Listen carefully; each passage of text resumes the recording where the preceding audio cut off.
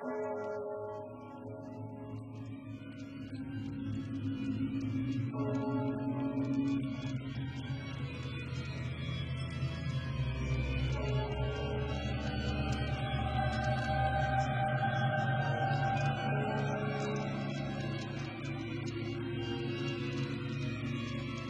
Marley was as dead as a doornail. This must be distinctly understood, or nothing wonderful can come of this story I am going to relate.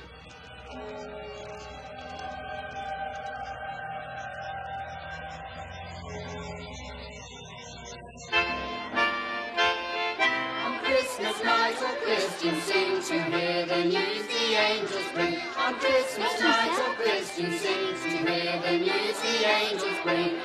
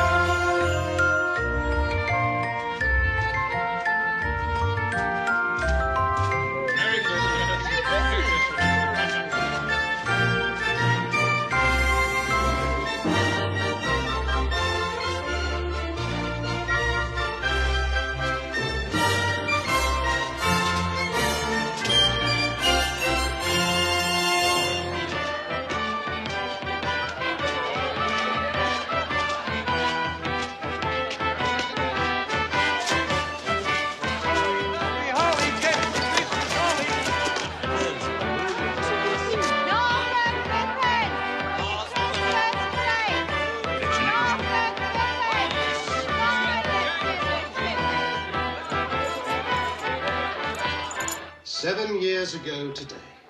What's that you say? Mr. Marley died 7 years ago this very day. Would it be too much to ask that you return to the work for which I pay you so handsomely? Mr. Cratchit! The fire's gone cold, Mr. Scrooge. Come over here, Mr. Cratchit. What is this? A shirt. And this? A waistcoat. And this? A coat. These are garments, Mr. Cratchit. Garments were invented by the human race's protection against the cold. Once purchased, they may be used indefinitely for the purpose for which they are intended. Coal burns.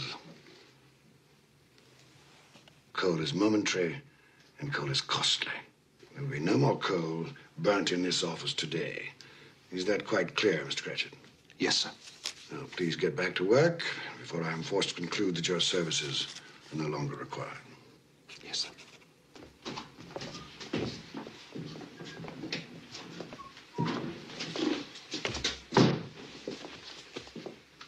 Merry Christmas, Bob Cratchit. And the same to you, Mr. Fred. Merry Christmas, Uncle. I said, Merry Christmas, Uncle. Humbug. Christmas a humbug, Uncle. Surely you don't mean that. I do. What's Christmas but a time for buying things for which you have no need, no money?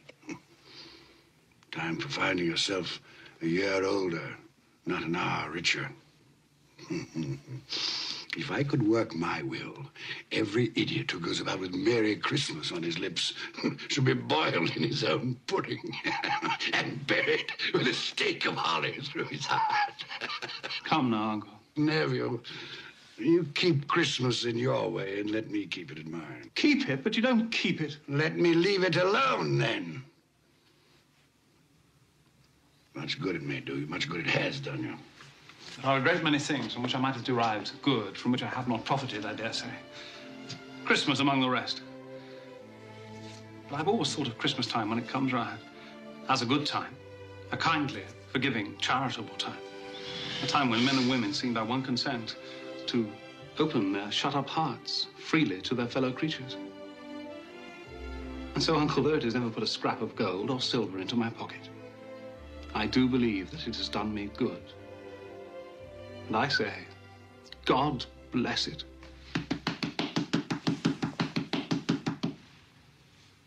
Not a sound from you, and you'll keep your Christmas by losing your situation. You're quite a powerful speaker, sir. I wonder you don't go into Parliament. Please don't be angry, Uncle. Come, dine with us tomorrow. Dine? I'd see myself in hell first. It would be a great joy to me. And to my wife. Yes, your wife. I'm told she brought very little to the marriage. A poor girl, Einstein. I love her. And she loves me. Love. Good afternoon, nephew. I want nothing from you. I ask nothing of you. Why can't we be friends? You are wasting my time. I'm sorry to find you so resolute. We've never had a quarrel, so far as I know. And so I shall keep my good humor. And wish you a Merry Christmas. Goodbye. And a Happy New Year. How's that fine family of yours, Bob Cratchit? Well, sir, all very well. Good. You'll give them my best wishes. Yes, sir, I shall. Thank you for remembering them. Goodbye, Cratchit. Goodbye, sir. And a Merry Christmas. Idiot. And he's made me late to lunch.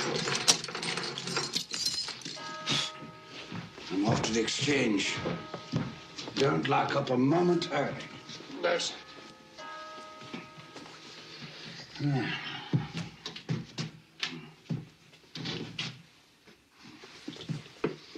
You'll want all day tomorrow, I suppose. If it's quite convenient, sir. It's not convenient. And it's not fair. If I were to hold back half a crown from your pay for it, you'd think yourself ill-used, I'll be bound. But you don't think me ill-used when I pay a day's wages for no work. Christmas comes but once a year, sir. Poor excuse for picking a man's pocket every 25th of December. And I suppose you must have it. Be here all the earlier the next morning, Cratchit. Yes, sir, I shall. I certainly shall. Make sure. Yes, sir. And a Merry Christmas to you, Mr. Scrooge. Humbug. Ah.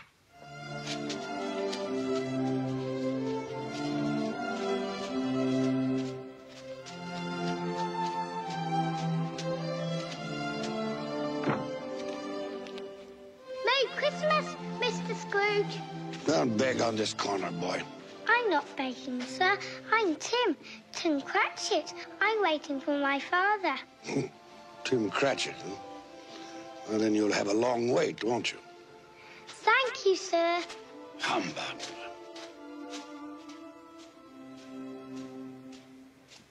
Our Saviour Christ and His Lady on Christmas Day, on Christmas Day. Our Saviour Christ and His Lady on Christmas Day in the morning. Clear the road. They with Out of the us way. Let me sail the through. ships all free on Christmas Day, on Christmas Day. They with us sail the ships all free on Christmas Day in the morning. His reason weak is and is short, and sorrow all His pay. He went to church but once a year, and that was Christmas Day. So grant us all a change of heart, rejoice for Mary's child. Pray peace on earth to all mankind, God bless us everyone. Pay 80 for January, pay 80 for January. Any open market? Any open market? Buying here, buying. Ah, Ebenezer. We were afraid you weren't coming. It's almost closing, sir. Well, I'm here, aren't I? I said you'd be here. Didn't I say Ebenezer Scrooge would be here? I knew you'd change your mind. Right, I have changed my mind. Oh, good, then you'll take our bit. The price has gone up. Gone up? But that's not possible. If you want my corn, gentlemen, you must meet my quote. Plus 5% for the delay. It's outrageous, Scrooge. You'll be left with a warehouse stuffed with corn. Well, that's my affair, isn't it? But if we pay your price, our bread will be dearer. The poor will suffer. Buy the corn someplace else. Good day, sir. Scrooge, a moment. We'll take your corn at the price you quoted yesterday. Too late. If you wait until tomorrow, it'll cost you another 5%. Damn it, Scrooge, it's not fair. No, but it's business. I'll give you a moment to make up your minds.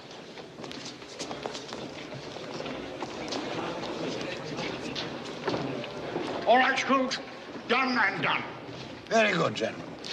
Now, make sure that a draft for the entire amount of this transaction is deposited with my clerk. I don't ship until I have the cash in hand. Good day. Mr. Scrooge, I presume. Indeed you do, sir. You don't know us. Nor do I wish to.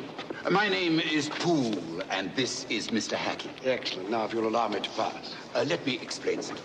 At this festive season of the year, it seems desirable that those of us with means should make some slight provision for the poor and destitute who suffer greatly at this time.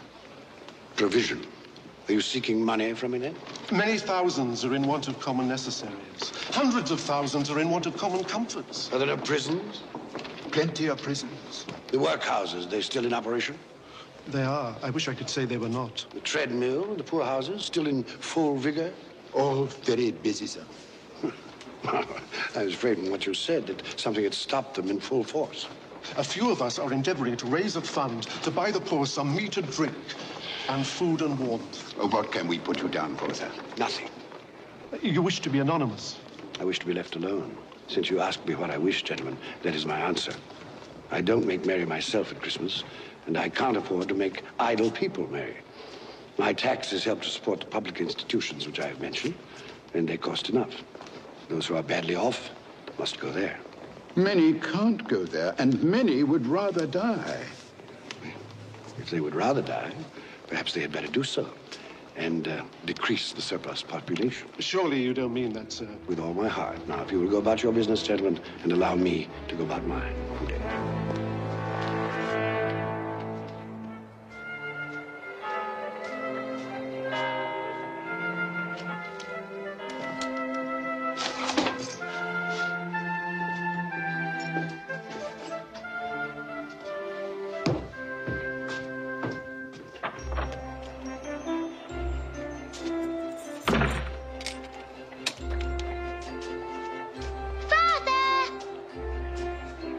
Tim, you must be frozen.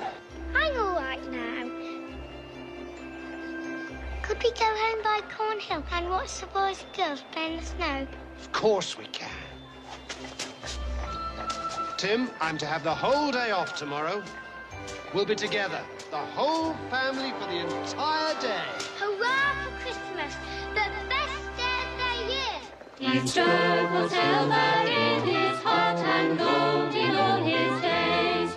His reason weak, his anger sharp, and sorrow all his pain. Sing well to church and singing and Look, They're having such fun, Father. where are you? Go and get it! you'll be there one day, playing with the other children. I'm quite sure I will. I feel I'm getting stronger every day.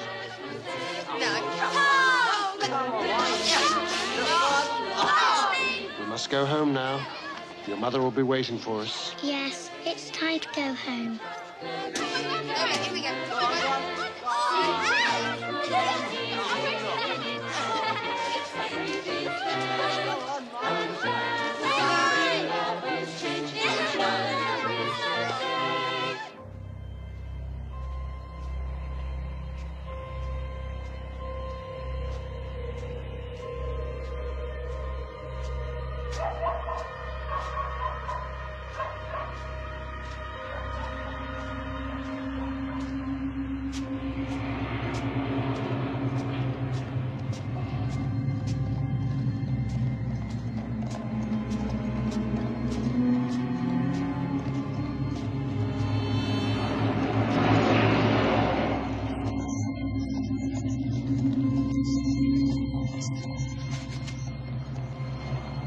calling me? Someone call my name?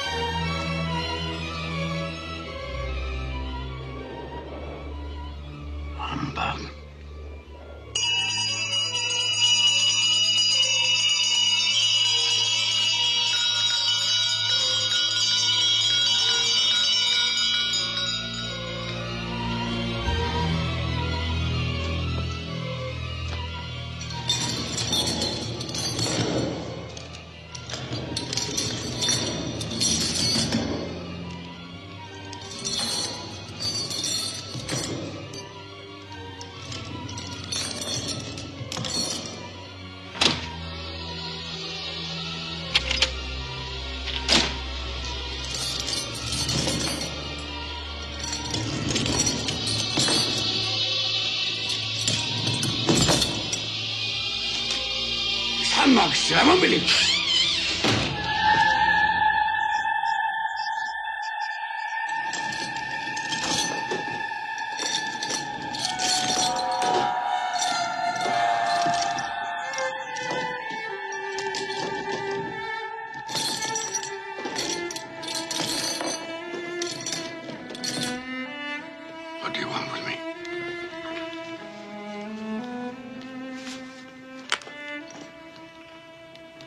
Much. Who are you?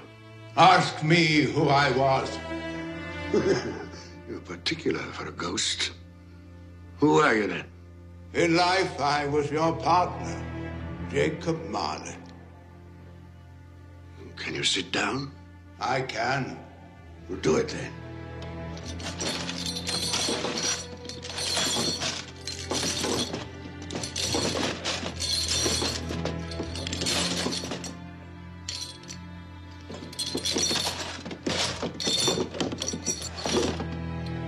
You don't believe in me. I don't. What evidence would you have of my reality beyond that of your own senses? I don't know. Why do you doubt your senses? Because a little thing affects them, a slight disorder of the stomach. It might be a bit of bad beef, a blot of mustard, a fragment of an underdone potato. There's more of gravy than of grave about you, whatever you are. Humbug, I tell you, humbug!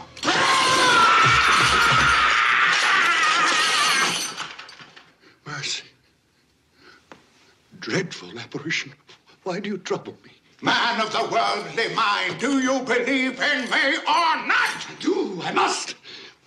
But why do spirits walk the earth? Why do you come to me? It is required of every man that the spirit within him should walk abroad among his fellow men and travel far and wide. And if that spirit goes not forth in life, it is condemned to do so after death. It is doomed to wander through the world and witness what it cannot share,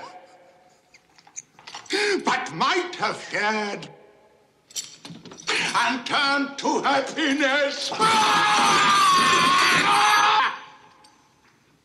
The chain. Tell me why. I wear the chain I forged in life. I made it link by link and yard by yard. Is its pattern strange to you? Or would you know the weight and length of the strong coil you bear yourself? It was as full, as heavy, and as long as this 7 Christmas Eves ago, you have labored on it since. It is a ponderous chain. I see no chain. Mine were invisible until the day of my death, as yours shall be. Tell me more. Speak comfort to me. I have none to give. My spirit never walked beyond our counting house. In life, my spirit never roved beyond the narrow limits of our money-changing hole. No doubt of that. You always were a good man of business. Business? Mankind was my business. The common welfare was my business. Charity, mercy, forbearance, and benevolence were all my business. The dealings of my trade were but a drop of water in the comprehensive ocean of my business. I'm sorry for you, Jacob. Is there anything I can do for you? For me? Nay, it is too late. But I have come for your sake, Ebenezer. Have you? Well, you always were a good friend. As part of my penance, I have been sent to warn you. And so you have? And to offer you a hope and chance of escaping my fate. You will be haunted by 3 spirits. 3 spirits? Is that the chance and hope you mentioned? It is. Well, in that case, I think I'd rather not. Expect the first tonight, when the bell tolls 1. Couldn't they all come at the same time, Jacob, and have it over? Expect the second on the stroke of 2. The third, more mercurial, shall appear in his own good time.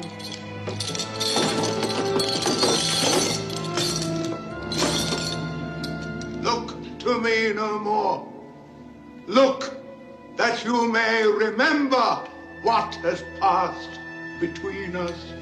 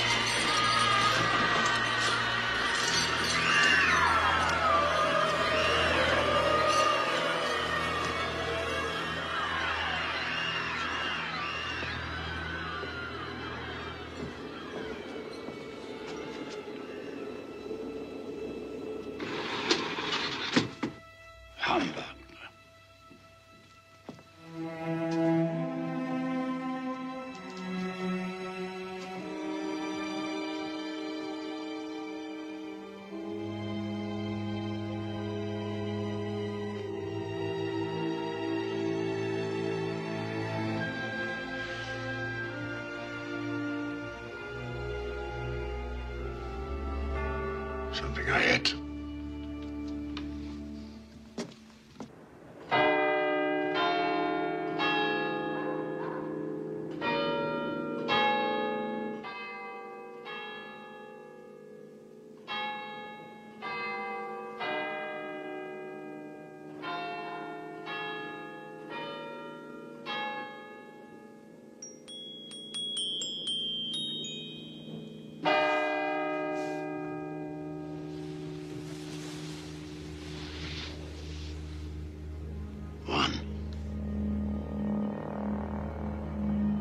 What was it Molly said?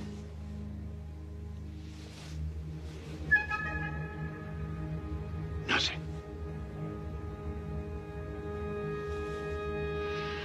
Just a dream, then.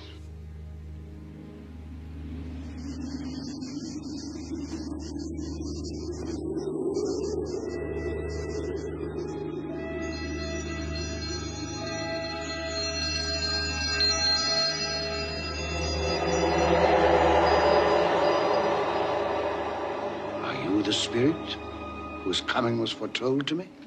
I am. Who and what are you? I am the ghost of Christmas past. Long past? No, your past. Perhaps you would do me the favor of placing upon your head that cap which you hold in your hand. I bring the light of truth. Would you use this cap to put it out? I beg your pardon, I had no intention of offending. What business brings you here? It is for your welfare that I appear. I can think of no greater welfare than a night of uninterrupted sleep. Be careful, Ebenezer Scrooge. I speak of your reclamation. Well, if it's reclamation, then let's get on with it. Come.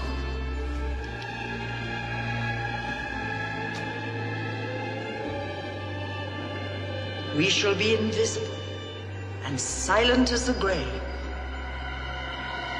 You will now see a child, a youth. You will see yourself, Ebenezer.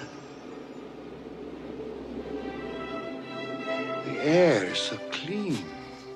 How different from the city. Do you know where you are? Of course, I was bred here. I was a boy in this place. That's Daniel Custis. Robert Estes. Hello, Daniel.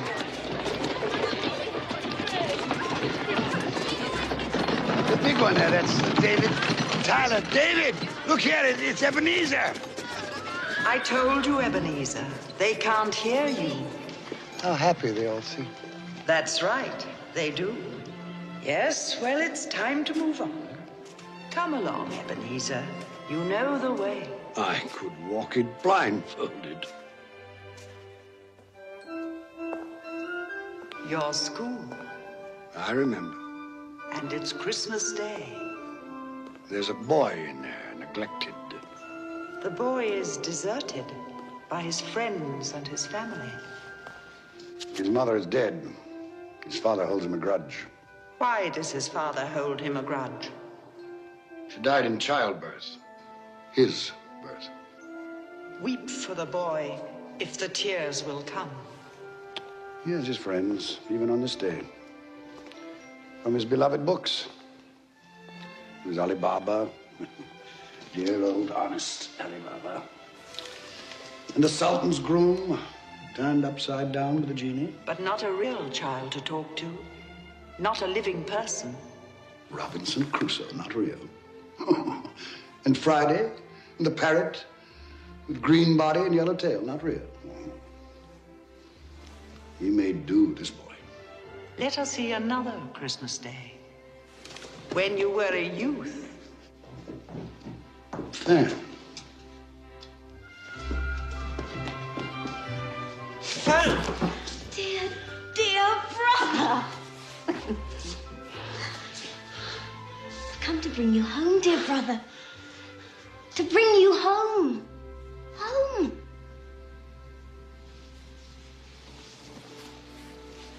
Home, little Fan. Yes. Home for good and all. Father's much kinder than he used to be. He spoke to me so gently one dear night that I was not afraid to ask once more if you might come home. And he said, yes, you should. And sent me in a coach to bring you.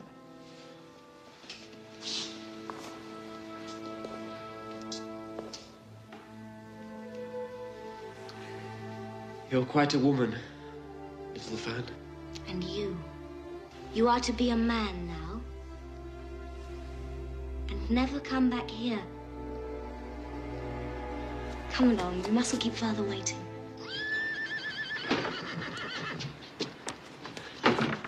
Father! There, boy, there. Stand still now. Let me look at you. They haven't been overfeeding you, that's certain. I've grown, I think. Yes, most boys do. Fan has told you won't be moving back here.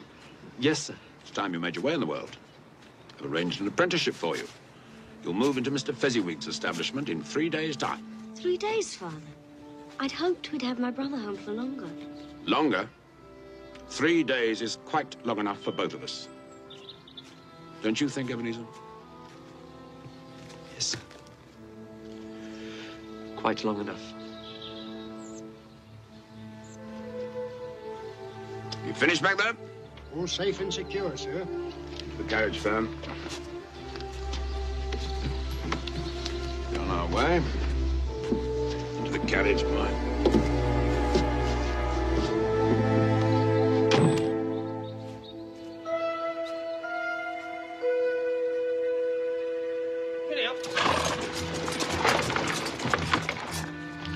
Fan pleaded for more time, but my father was a very stern man. Fan. She died a young woman. She had such a generous nature. Yes, too young. Old enough to bear a child. One son, Fred, your nephew, Fred Hollowell. Yes. who bears a strong resemblance to your sister. Does he? I never noticed. You never noticed? I'm beginning to think you've gone through life with your eyes closed. Open them. Open them wide.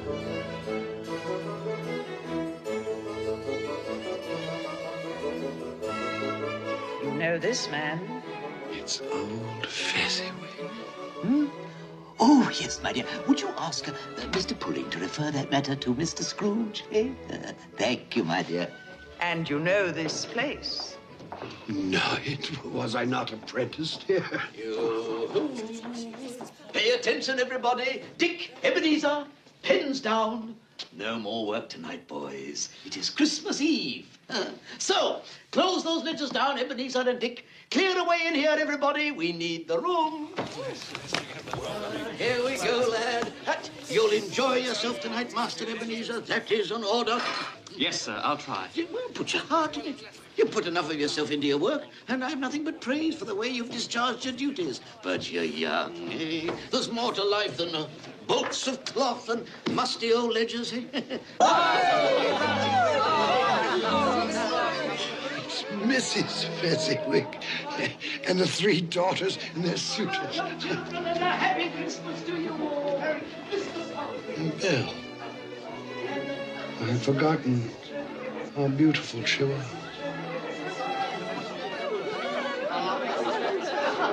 Hello, Belle.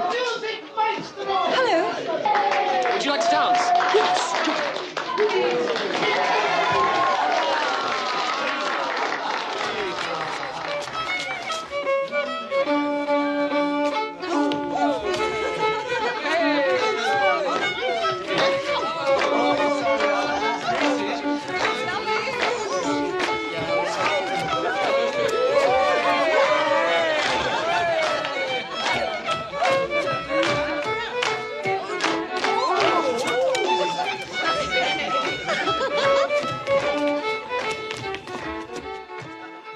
How long since you danced, Ebenezer? Waste of time, dancing. You didn't think so then? There was a reason then. There's been a change in you since your come to Fezziwig's. You were so gloomy. Oh, I think I should warn you, Miss Bell. I am of a serious bent of mind. I consider seriousness to be an admirable trait of character, but it can be overdone. I should take heed of your advice, ma'am, and go through life with a grin on my face.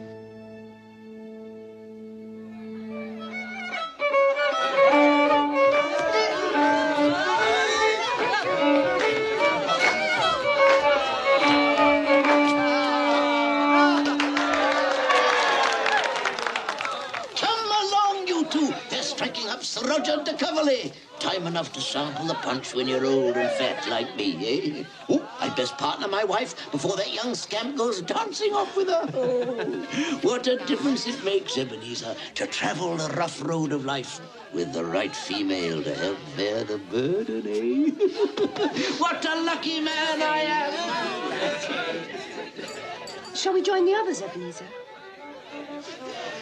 My pleasure, Miss Bell.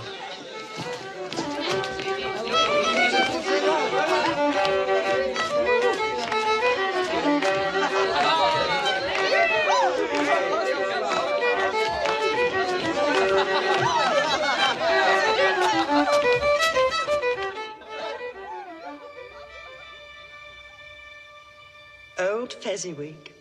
A silly man. Silly? Why silly? What did he do, after all, to deserve the praises of those apprentices?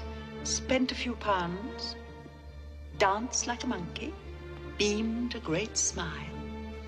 Well, the happiness I gave was quite as great as though it had cost £1,000. Just small things.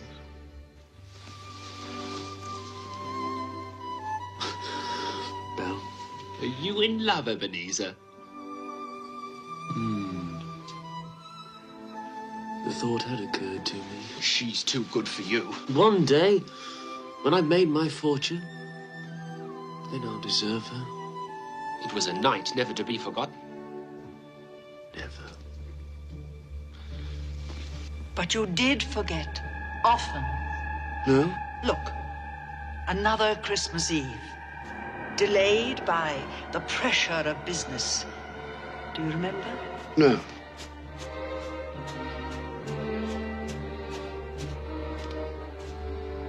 Hello, Belle. Now do you remember? Sorry I'm late. I thought you might not come. I know how busy you are. Well, the time of year and the nature of my business, it's important now that I use my time and opportunities wisely. Another idol has displaced me. What idol has displaced you? A golden one. All your hopes have merged into a master passion. Profit. The thought of money engrosses you. Perhaps I've become wiser. But I've not changed towards you. Our contract is an old one. It was made when we were young and our prospects limited. How often I've thought of those times. If there had been no understanding between us, would you seek me out and try to win me now? A dowerless girl with nothing but myself to bring to a marriage. You have no answer. You think I would not, then? Oh, Ebenezer, what a safe and terrible answer. So characteristic of the careful man.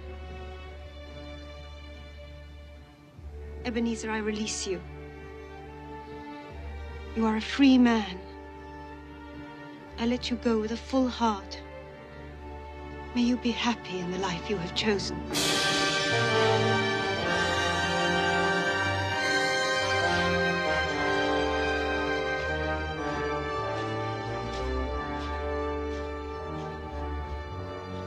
I almost went after her. Almost carries no weight, especially in matters of the heart. And you did have a heart, didn't you, Ebenezer? Why didn't you follow her? Upon his death, my father left me a small inheritance. Belle wished to be married, insisting that we could get along on very little. But I wanted something more for both of us. So I lent out that money, laid the foundations for financial success, which I have achieved, I may add. Congratulations. Well, thank you not to sneer. Spirit, show me no more. Conduct me home. You have explained what you gained. Now I will show you what you have lost.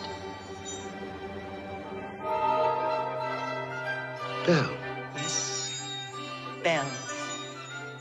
And those are her children. Oh, darling, he's wonderful, isn't he? Oh, Lord, what a brood.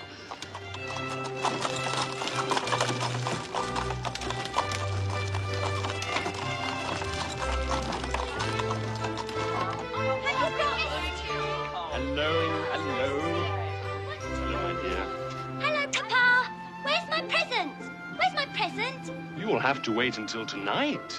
All of you. Presents on Christmas Eve, as usual. Fancy. It might have been mine. The same thought occurred to me. I saw an old friend of yours in the city this afternoon. Who was it? Guess. I can't. I don't know. Ebenezer Scrooge. Mr. Scrooge it was. I passed his office window and it was not shuttered. He had a single candle lit upon his desk. His partner, Jacob Marley, lies on the point of death, I hear.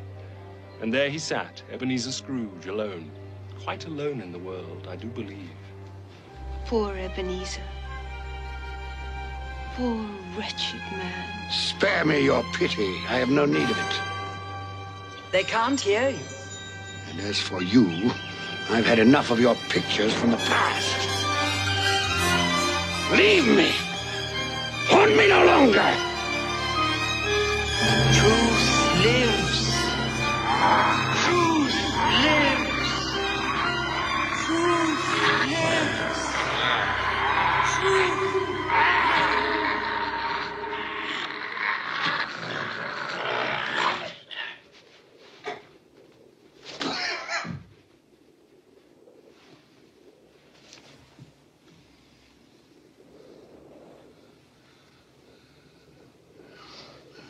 A nightmare.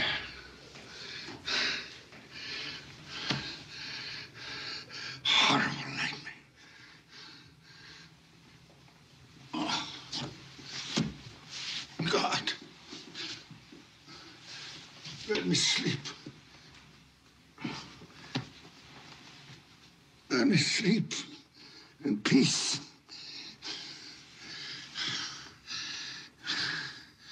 Peace.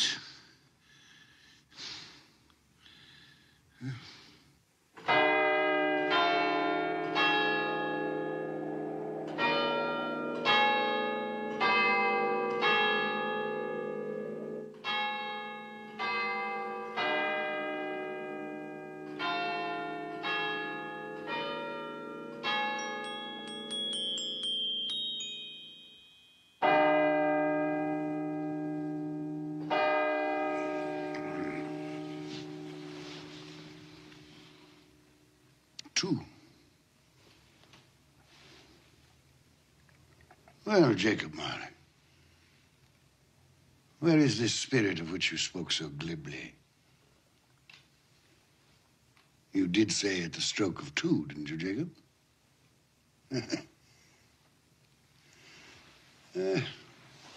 mistaken in death, as you were in life, old partner.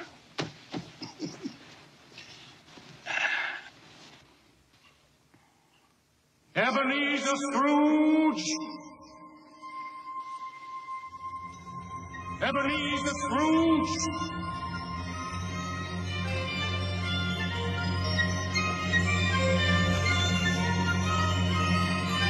Come in! I intend to.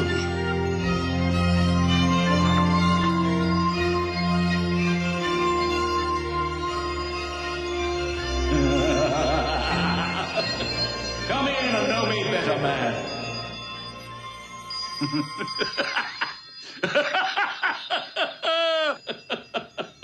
You've never seen the likes of me before, eh? It's quite true, I have not. You never walked forth with any of the younger members of my family? No, not that I remember. Nor any of my elder brothers born these later years? I'm afraid not, no. Do you have many brothers, Spirit? Over 1,800! Tremendous family to provide for. Take hold of my robe, Ebenezer Scrooge.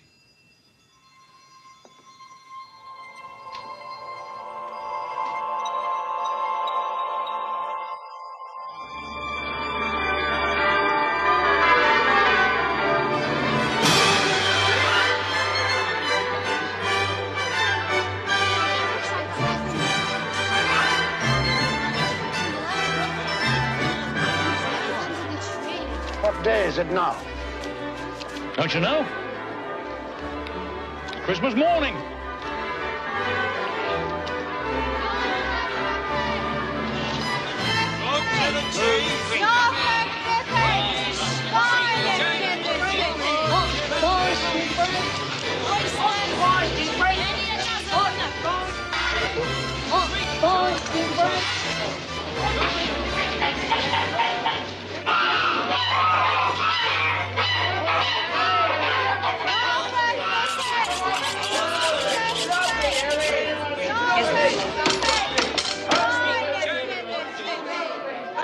There's a lot of buying, isn't there?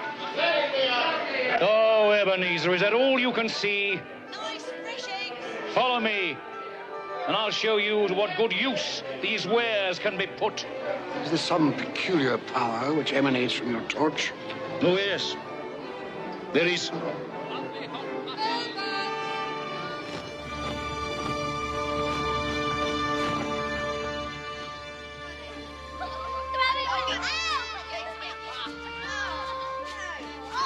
Do you know this house? I can't say I do. It is the house of Bob Cratchit. Is he? Well, he does very well on 15 bob a week. Shall we go in? I wouldn't want to disturb. As with Christmas past, we shall be invisible and unheard. I wonder what's keeping your father. He's probably stopped to talk to the parson. Father always likes to compliment him on his sermons. I do hope the pudding's a success this year. No one makes a better pudding than you, Mother. Peter, save some for the rest of the family. Just testing the cooking, Mother. I'm sure they'll manage very well on their own without your help, young man. Hello, Mother. Hello, Mother. Smell the goose cooking, Martha. Yes, it makes my mouth water. Mine too. I can't wait. Well, you'll just have to. Now run along with Martha and help her butter the bread thinly. Here they are. Merry Christmas, everyone. You're late, Bob Cratchit. Oh, and you're quite like an icicle tin. You've been dawdling. Father had a long talk with the minister. Thought as much. Come, Tim, listen to the pudding hissing on the fire. It's like a giant snake inside the copper. Go along with your brother and sister, Tim. I'll begin the wine. Off you go, then. Come on. How did you behave in church? As good as gold. Better.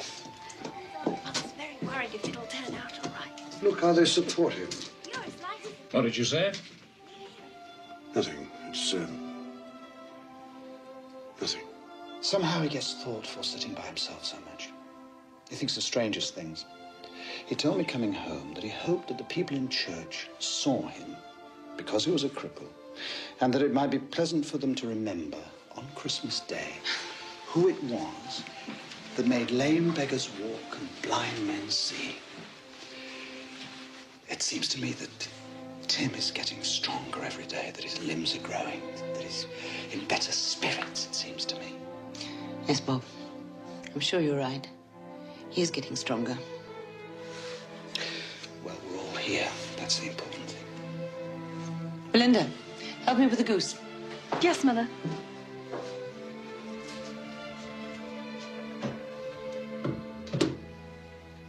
Peter, I have some good news for you.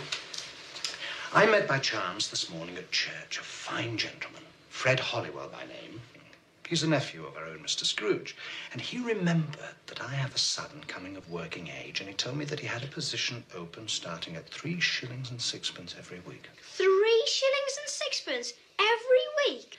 So, if you are agreeable, you may start work on Monday next. Now I can begin to help you and Mother.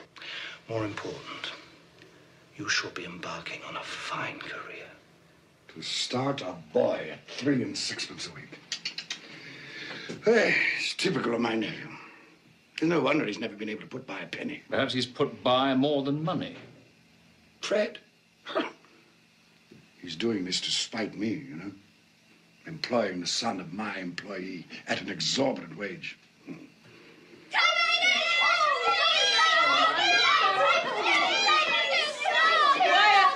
Quiet, children, quiet.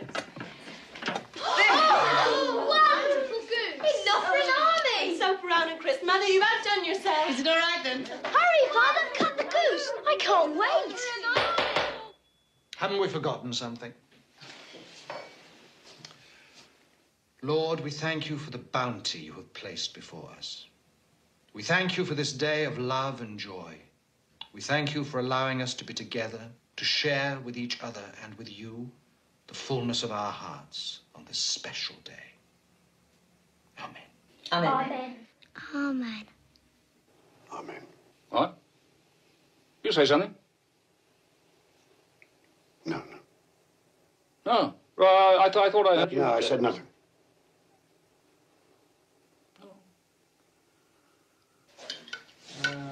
Peter. Alice. Linda. Potato, Alice? A very small goose. It's all Bob Cratchit can afford. Me. Are we all served? Yes. Yes. Then let's begin. And a Merry Christmas to us all. A Merry Christmas to us all. And God bless us, everyone.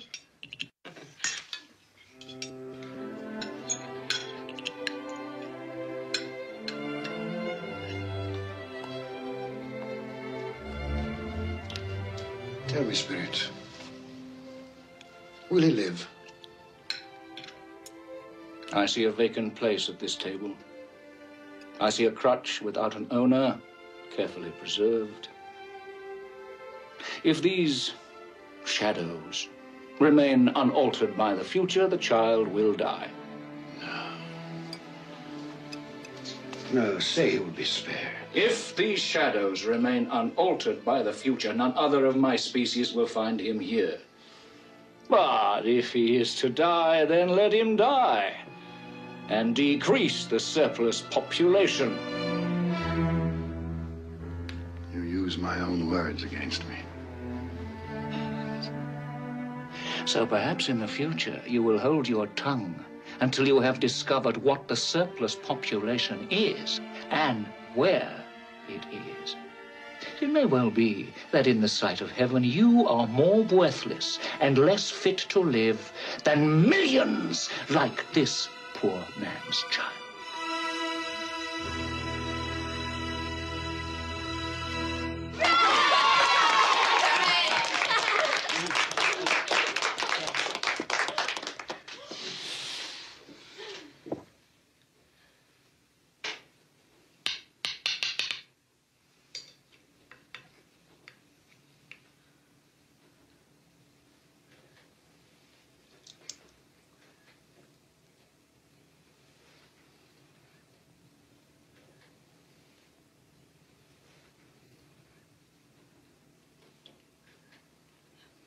triumph, my dear. Another triumph. I told you so, Mother. Well, it's a success. What a relief for Mrs. Cratchit. Now their feast is over. Not quite. Just one more ceremonious moment. Look.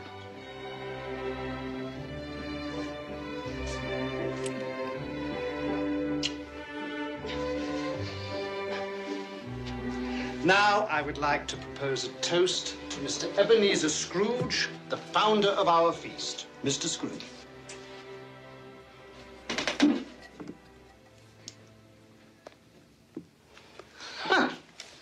The founder of our feast, indeed. I wish I had him here. I'd give him a piece of my mind to feast upon, and hope he had a good appetite for it. My dear, the children, it's Christmas Day.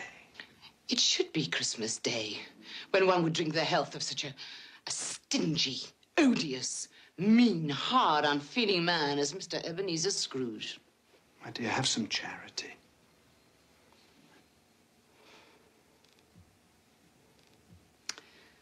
Oh, well. I'll drink his health, for your sake, and the day's sake, but not for his. Long life, Mr. Ebenezer Scrooge. A Merry Christmas and a Happy New Year. I've no doubt his Christmas will be very merry, and he'll be very happy. Mr. Scrooge. Mr. Scrooge. Mr. Scrooge. Mr. Scrooge. Mr. Scrooge. Mr. Scrooge.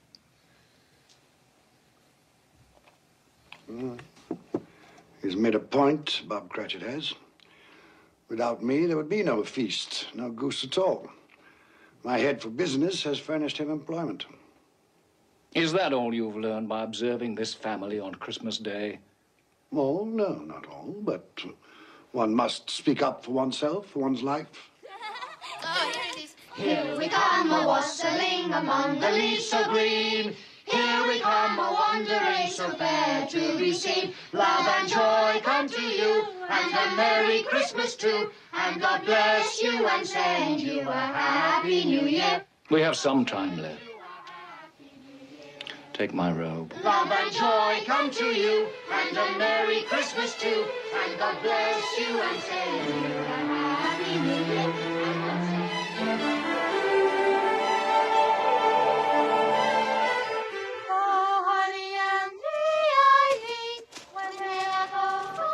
Where are we now? Just a street. Any street. This house. We'll go in here. Think it might amuse you. I'm in no mood to be amused.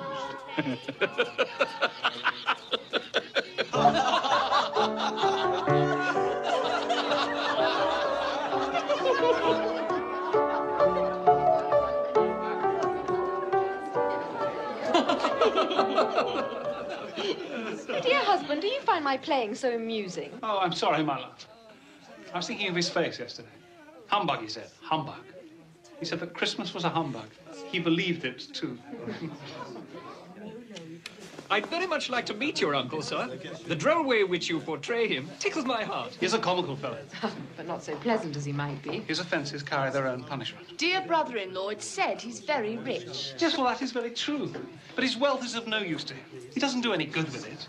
He doesn't even make himself comfortable with it. I don't squander it. That's what you mean by comfortable. You mustn't argue with those we visit. It's useless and even tactless.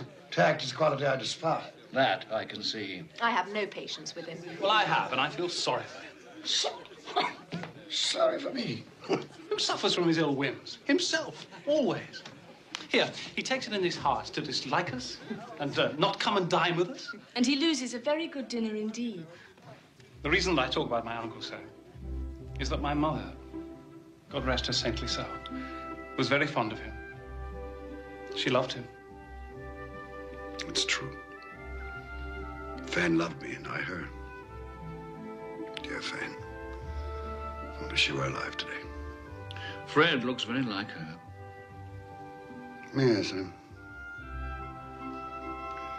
been reminded of that just recently. I was only going to say that the consequences of his taking a dislike to us and not making merry with us is that he loses some pleasant moments which could do him no harm. And I mean to give him the same chance every year, whether he likes it or not. And every year he'll say, Christmas. Bah! Come, my dear, we must see to our guests. Hello there. Would you like some noodles? Boys, can't hear myself think. Well, they seem to be happy. Well, I suppose that free food and drink would be an occasion for pleasure to most people. Happy in each other's company, I mean. Everyone, hush there. We shall have a game, a word game. Huh? Yes, a game. What should it be? Does everyone know the rules to similes? All right, everyone. Now, you shall each have 5 seconds to answer. I'll ask the question. Mr. Topper, you'll keep count. Well, I shall do my best. Now, you'll each have 5 seconds to answer. If you fail to give an acceptable answer within that time, then you must each stand behind your chair. Last one to, who's seated wins the prize. Fred, don't go on so. Just begin. Oh, I'm sorry, my love. Yes, I shall. Yes, I shall. Now, proud as. Proud as a peacock. Dry as. As a bone. Plump as. My wife. Sorry, just a little joke. Plump as... 1. 2 seconds. A partridge. Quick as. Wind. No. 1, 2, 3, 4, 5. A wink, you idiot. Ebenezer, shh. You said they could neither see nor hear us. That's quite true. Oh, yes, sorry. Even I forget the regulations sometime. After all, I do not come back very often. Shh, I'm trying to listen to the game. modest as. A maiden. No. Well, I'm sure it's a well-known simile. Well, I was thinking of modest as a violet. Right. However, I will accept your answer. Janet. Attempt. Tight as. Tight as... A drum. Anyone knows that. Tight as. Not very bright, my nephew's like. Tight as your Uncle Scrooge's purse strings. Oh, Janet, that's quite wrong. And your time is up. You've lost and you must stand behind your chair. Tight as a drum. That's what I was thinking of. Good for you, Fred. The boy's got a head on his shoulders. And as for the laughter at my expense, Spirit, I'm inclined to overlook it in view of the general gaiety of the evening. It is now time to leave this pleasant scene. We have one more visit to make before my time is done. Take hold of my robe. Sly as. A fox! Yes! Red as. Red as a rose. Yeah. Silent as. The night. No! A mouse. Not at all. No, I know. The grave. Where are we now? I'm sure I don't know this place. The name would mean nothing to you. It's a place, like many in this world.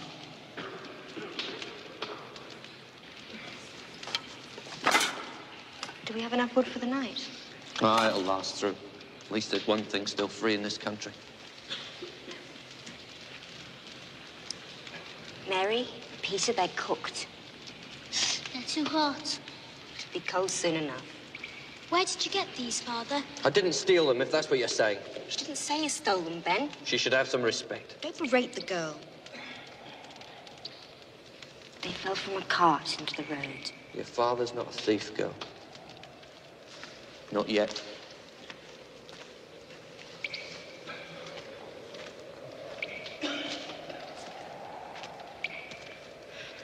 Why are these people out here? Men and women in rags, children eating scraps. They're institutions. Have you visited any of them, these institutions you speak of? No, I'm taxed for them. Isn't that enough? Is it?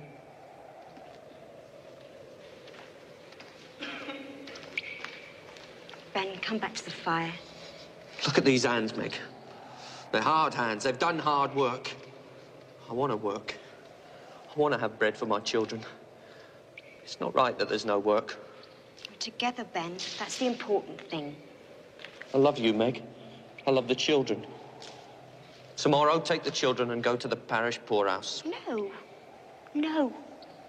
I'd rather we all drowned in the river than go to one of those places and be separated forever. Until I get work. No. Ben, we're a family. We stay together. Come. Come back to the fire. Come.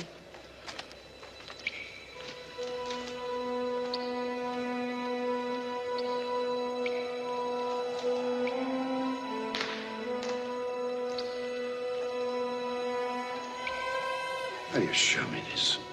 What has it to do with me? Are they not of the human race? Look here, beneath my robe.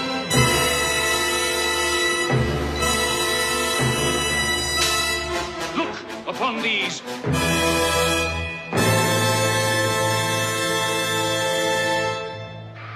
What are they? They are your children. They are the children of all who walk the earth unseeing.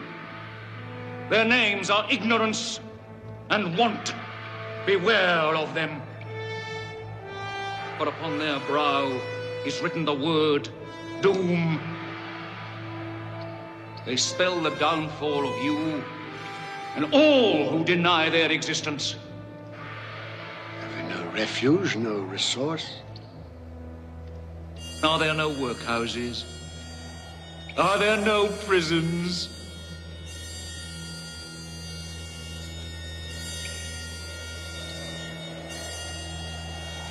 Cover them. I do not wish to see them. I thought as much. They are hidden. But they live. Oh, they live. Well, time has come for me to leave you, Ebenezer Scrooge. Leave me here? Oh, yes. You cannot. Take me back to my bed. It's too late. It's cold. The place is strange. Don't leave me.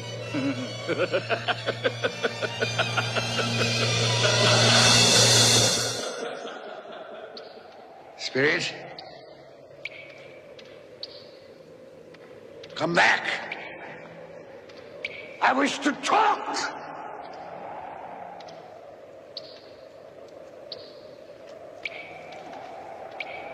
Perhaps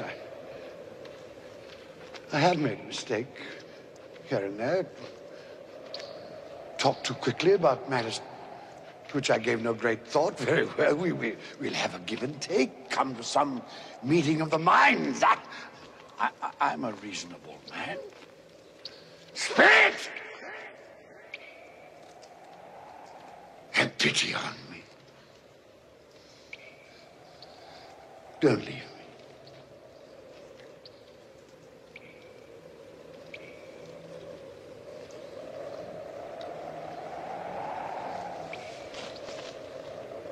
What have I done to be abandoned like this? What?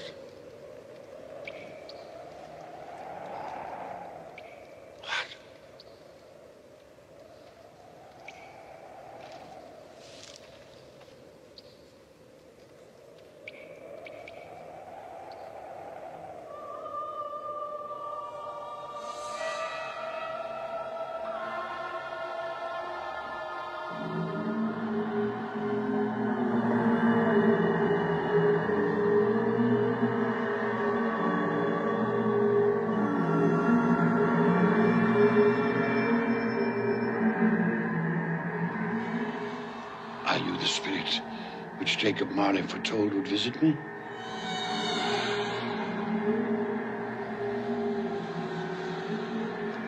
Then I am in the presence of the ghost of Christmas yet to come, am I not?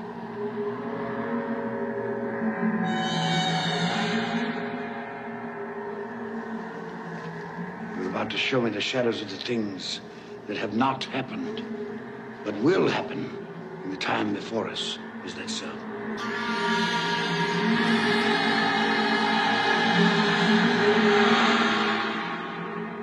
fear you.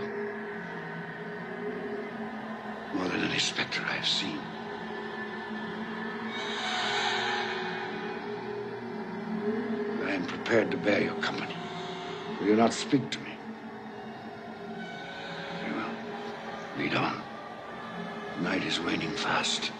Time is precious to me.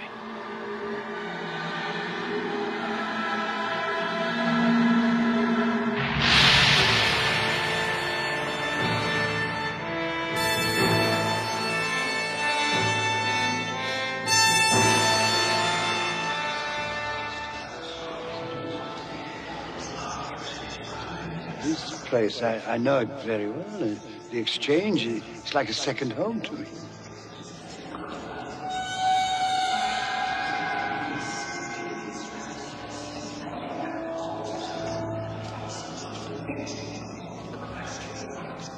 No, I don't know much about it either way. I only know he's dead. When did he die?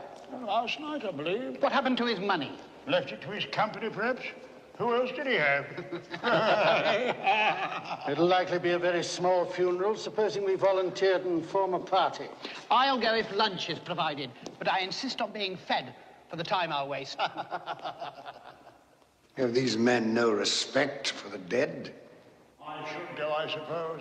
After all, we did considerable business together. Well, I must go and find the price of corn. Goodbye. How was I privy to that conversation? What purpose could it have for me?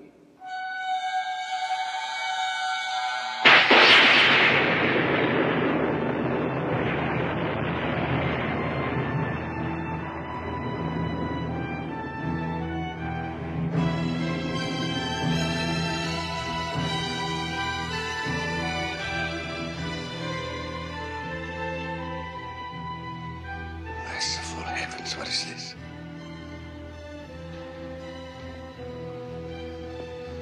Spirit. This is a fearful place. I wish to leave it.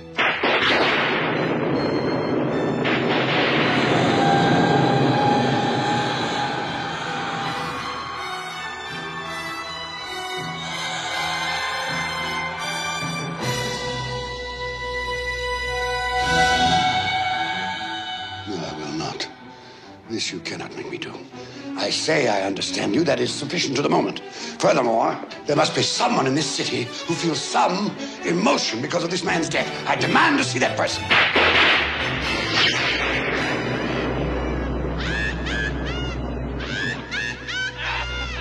This is a most foul part of town. We must have made a mistake, taken a wrong turn.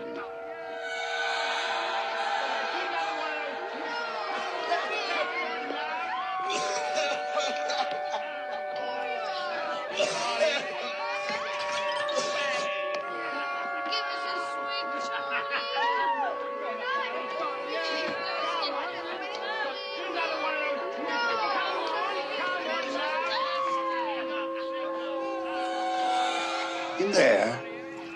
I have no business to transact in there.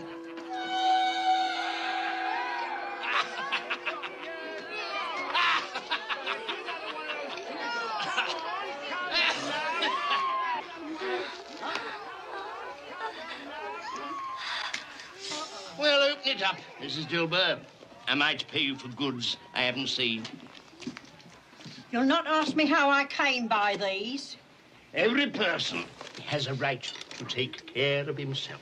That's my motto. Sorry, yours did. And who's the worse for the loss of a few things? Not a dead man, I suppose. No, indeed. I mean, if he'd wanted to keep him after he was dead, the wicked old screw, why wasn't he more natural in his lifetime? If he had been, he'd have had someone to look after him when he was struck with death. Instead of lying there, gasping out his last, alone, by himself.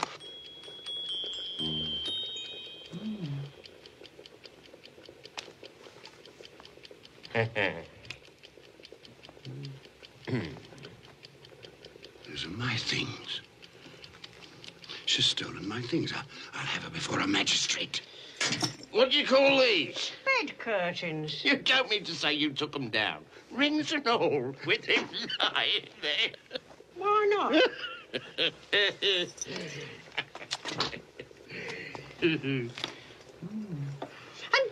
wax on his blankets. His blankets? I hope he didn't have anything catching. Eh? I wasn't so fond of him as I'd loiter about if he did.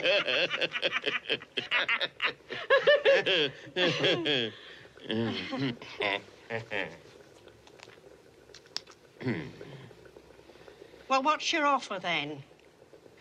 4, 6, 5, 3, 6, 2, 4. Those are not my things. Yes, they are similar, but the person she speaks of, that could not be me. A similarity, perhaps.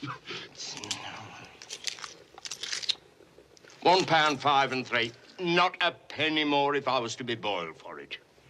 You're ardent, Joe, and no mistake. I'm always kind to the ladies. That's the way I ruin myself. Spirit, what perversity is this? I asked to see some emotion in connection with this man's death. You show me only greed and avarice. Let me see some tenderness, some depth of feeling.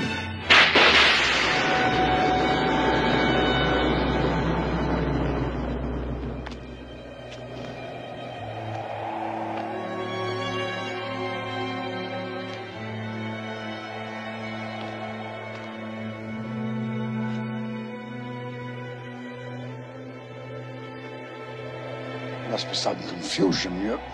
Your fellow spirit brought me here earlier. Very well. You're devilish hard to have a conversation with. Suffer the little children to come unto me, and forbid them not, for such is the kingdom of God. Verily I say unto you, whosoever shall not receive the kingdom of God as a little child, he shall not enter therein. This colour hurts my eyes.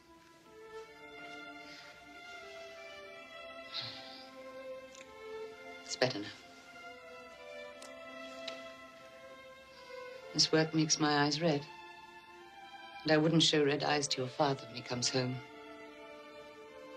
Not for the world. It must be nearly his time. Past it, rather. I think he walks slower than he used to these last few evenings, Mother. Yet I've seen him walk home with Tiny Tim on his shoulders very fast indeed. And so have I. And so have I.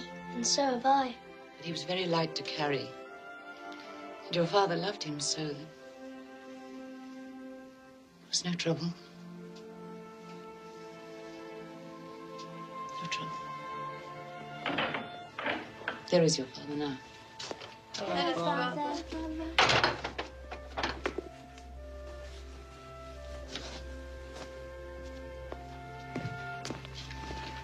Hello, my dear.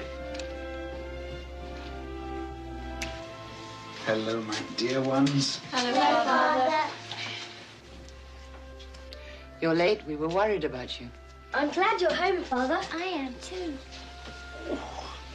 You've become quite a little harmful. The reason that I'm late is because I walked by there today. Today? I couldn't keep away. It's so quiet and green. You shall see it on Sunday. We shall all go on Sunday. I promised him that every Sunday I would walk. My little child. My little child. Father, please don't grieve so. No, I'm sorry. I have all of you. A blessing to be thankful for. Do you know who I saw in the street today? Mr. Scrooge's nephew, Fred. And he greeted me in his usual cheerful way. And he saw that I was a little sad. He asked me what was distressing me. And when I told him, he said that he was heartily sorry for it. And, Brother,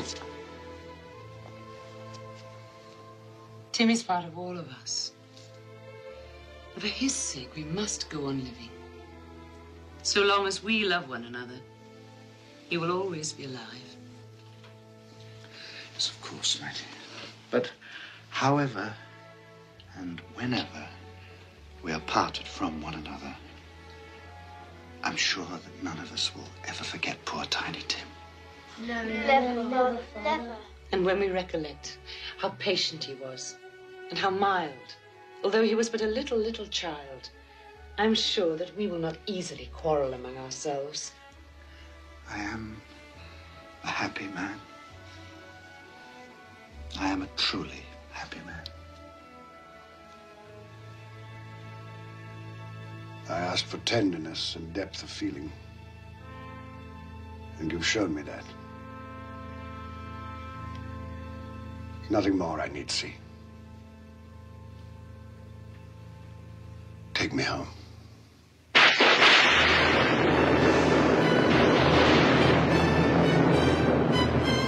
What is this? I thought we had agreed that you would transport me home.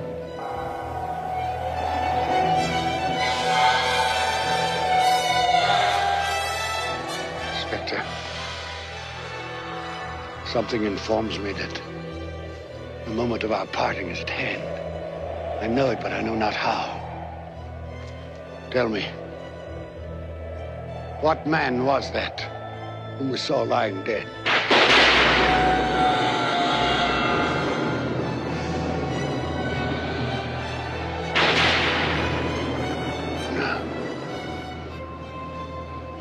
No, before I draw near to that stone, answer me this. Are the things you have shown me the shadows of the things that will be?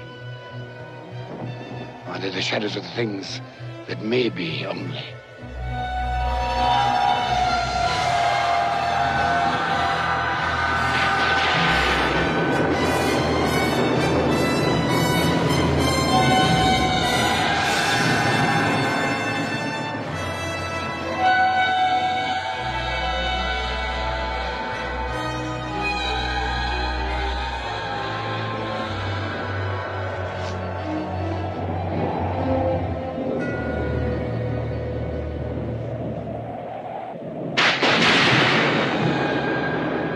Men's courses will foreshadow certain ends. I accept it.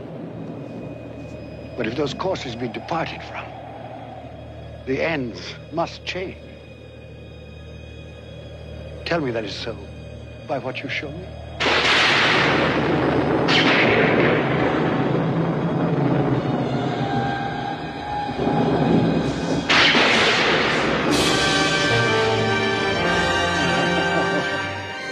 Hear me, I am not the man I was. I will not be the man I must have been but for this visitation. Why show me this if I am past all hope?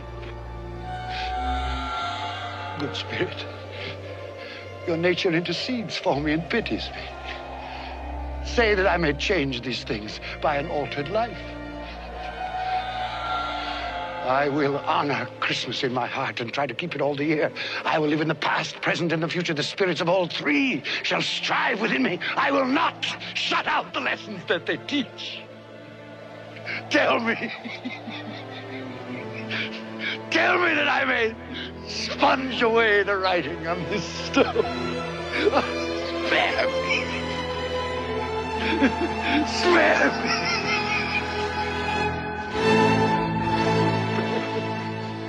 Spare me.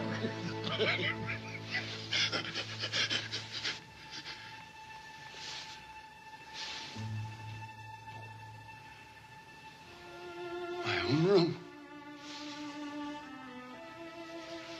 I'm alive. Oh, thank you, Spirit. I will keep my promise.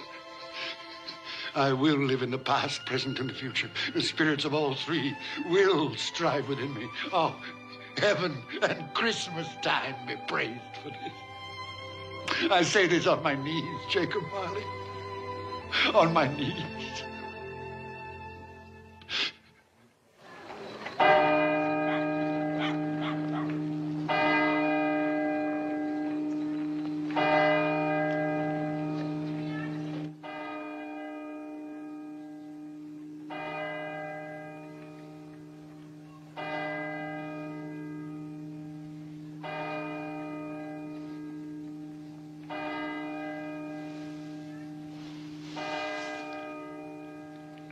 9 o'clock.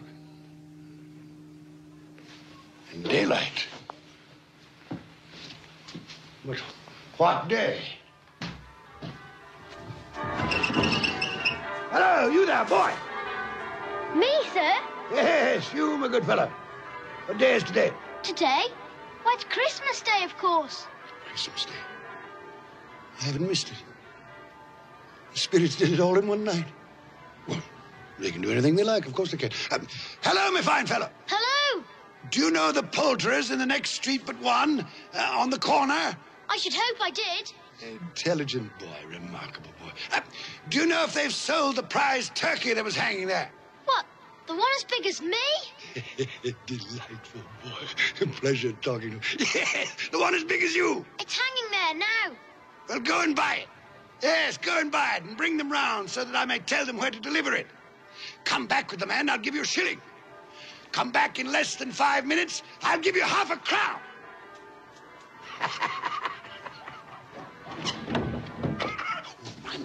I must dress myself. So much to do. I don't want to lose any time. I was late. I'm as happy as an angel. I'm as merry as a schoolboy. I'm as giddy as a drunken man. Merry Christmas to everybody, and a Happy New Year to the world!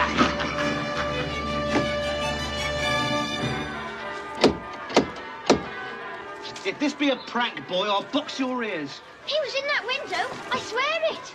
Oh, there you are.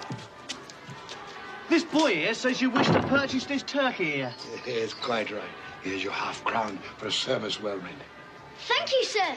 Splendid, boy. Now, here is an address and the price of the turkey.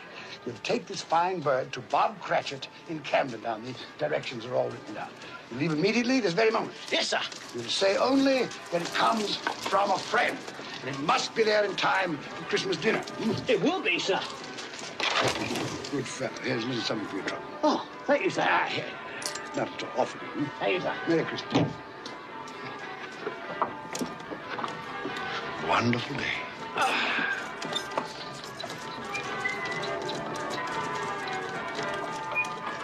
So grant us all a change of heart. Good morning. Merry Christmas to you. Great is Like angels. Yes, exactly. You sing excellently well, yes. Thank you, sir. Ah, 'tis I who thank you for that glorious music on this glorious Christmas day.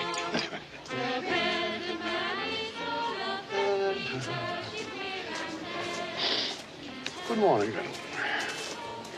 Oh, gentlemen, good morning, gentlemen. Merry Christmas to you. Mr. Scrooge. Yes, that is my name. I fear it is not pleasant to you. Allow me to beg your pardons, and please accept my pledge to the poor and needy for... Lord bless me. My dear Mr. Scrooge, are you quite serious? If you please, and not a farthing less. There are a great many back payments included in that, I assure you. What can I say to such generosity? Don't say anything. My dear sir. Will you come and see me? We will. Oh, we will indeed. I'm very much obliged. Thank you 50 times. Thank you, sir. Bless you. Thank you. The orphans shows me the right.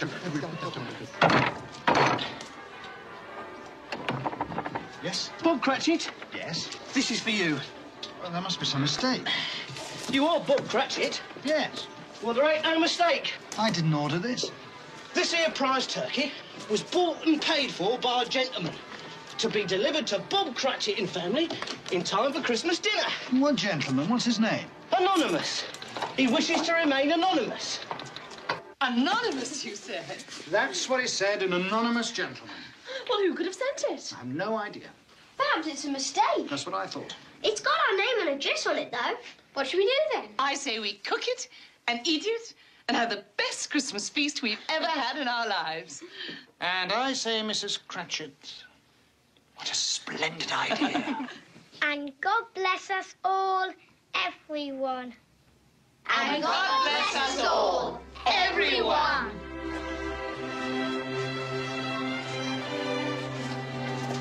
Merry Christmas, Merry sir. Christmas. Merry Christmas.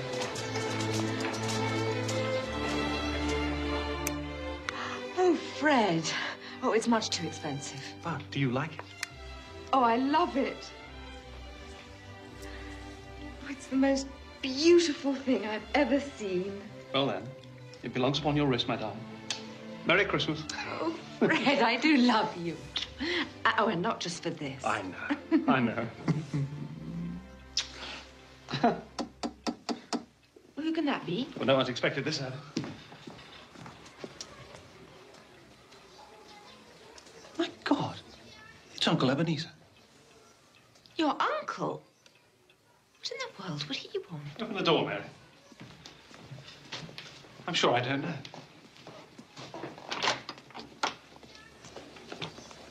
Fred, Uncle Ebenezer. may I come in? Yes, come in. Please. Thank you. Do come in. Good afternoon, madam. Merry Christmas to you. Merry Christmas to you. Oh, Uncle Ebenezer. This is my wife, Janet. Janet, this is Uncle Ebenezer. It's a pleasure. More like a surprise, wouldn't you say? Well, that, too. Well, that's quite true. Quite honestly, it is a surprise. When we spoke yesterday, you made it quite clear, it seemed to me, at least, that you had no intention of accepting my annual invitation. I made other things clear, too, didn't I, Fred? That Christmas was a humbug, waste of time and money. A false and commercial festival, devoutly to be ignored. Yes, basically that was it. Well, I've come for 3 reasons.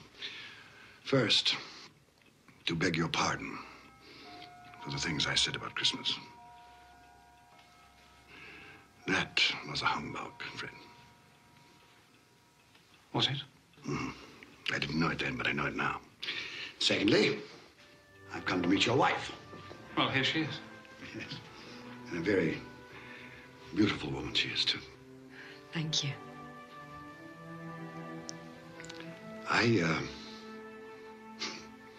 I was in love once. Would you believe that? Yes. That I possess neither the courage nor the optimism, perhaps the depth of feeling that you two have. Thirdly, if the invitation to dine with you today is still in force, I accept. Of course it's still in force. Hurrah! I was sure that one day... You were sure, were you? Well, apparently you were right. Yes, I should like to dine with you and your friends. You'll be more than welcome. You like games, don't you? Yes. Yes, as a matter of fact, I do. Did you ever play similes? It's one of our favorites. Perhaps we could play today. Quite possibly. I'm very good at it. And should the phrase tight as be thrown out, the answer is a drum. Why, yes, so it is. Good.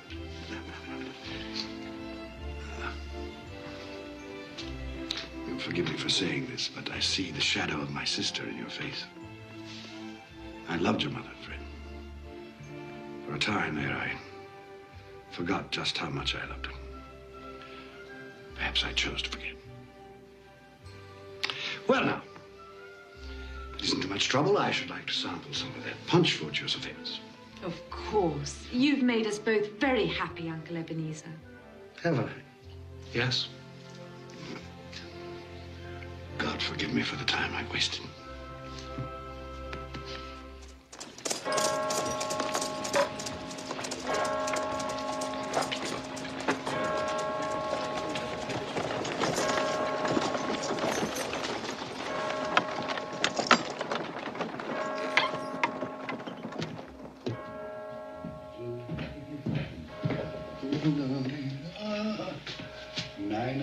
Late again, eh, Cratchit? We'll see about this.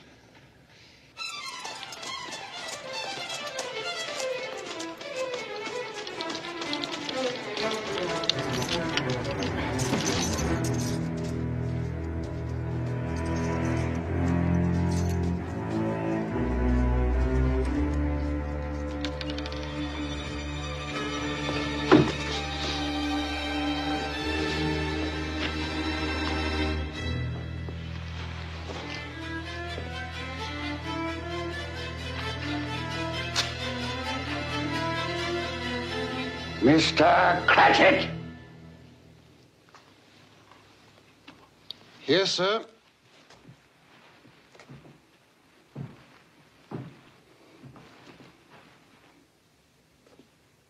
Do you know what time it is? Yes, sir. What time is it? 18 minutes past the hour, sir. 18.5 minutes past the hour.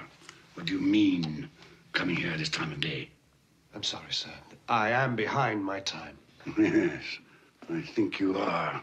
Step this way, sir, if you will, please. It's only once a year, sir. It shall not be repeated. I was making rather merry yesterday. Well, I'll tell you, my friend, I'm not going to stand for this any longer. Therefore, I am going to double your salary. Double my salary, sir? Yes, Bob.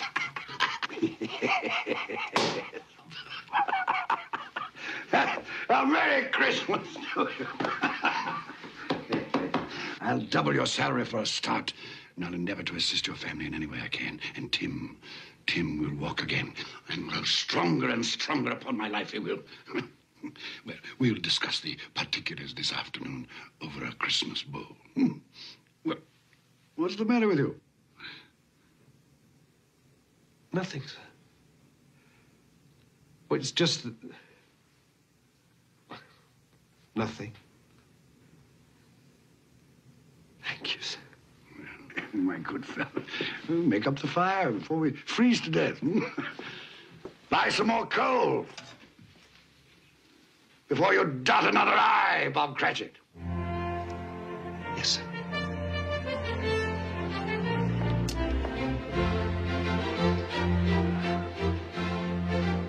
Ebenezer Scrooge was better than his word. He became as good a friend, as good a master, as good a man as the old city knew. And to Tiny Tim, who did not die, he was a second father. It was said of Ebenezer Scrooge that he knew how to keep Christmas well, if any man alive possessed the knowledge. May that be truly said of us, and all of us. And so, as Tiny Tim observed, God bless us, every one.